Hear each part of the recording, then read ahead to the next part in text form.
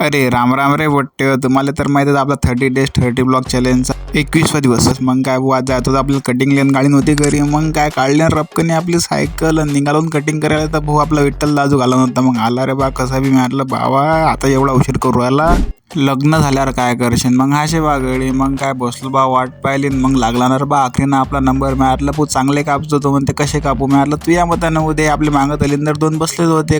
मग पोट्टे दिसून आलो की नाही मी जसा दिसायला पाहिजे. मग काय घरी आलो रपकने तयारी केली आणि बोल गेलो ना माताराणीचे दर्शन घ्यायले, कारण आपल्याला होतं बाहेर काम. मग काय कारण तुम्हाला माहीत आहे पोट्टे, म्हाताऱ्याचे दर्शन घेतल्याशिवाय आपला काही दिवस सुरू होत नाही. मग काय काढले ना आपली प्लॅटिना सपकनी, मारली ना चहा, निघालो ना 120च्या स्पीडनं, कारण काम होतं ना भाऊ गरजेचं. मग काय काम वगैरे आटपून घेतलो, आलो घरी भाऊ. घरचे भाऊ काम आटपून घेतले, कारण आपल्याला संध्याकाळी जायचं होतं ना भाऊ दुकानात. मग काय पोट्टे दुकानात जायला निघत नाही तर भाऊ पेट्रोल संपते. मग काय आलो ना सरळ पेट्रोल पंपावर, कारण तुम्हाला तर पहिलेच माहिती आहे दलिंदरी आपल्या मागाय की आपण दलिंदरीच्या मागावं, काही समजतच नाही साला. मग झपकनी पेट्रोल भरून घेतलं आणि घरून आला ना आपल्या वैभव दादाचा फोन, म्हणजे उर्फ चिनू दादाचा फोन, की बा डयन घेऊन जा. आईनं सांगितलं तुम्हाला तर माहिती आहे पोट्टे, आईनं कोणतं काम सांगितलं आणि ते करणार नाही. मग तर जेवण बंद होऊन जायचं. मग काय काम वगैरे केलं भाऊ, दळण ठेवलं, नालून सरळ दुकानावर, दुकानाचे कामं अटपून घेतले. चला भाऊ पोट्टे जातो मी घरी. आजसाठी एवढं, तिथपर्यंत जय माता राणी.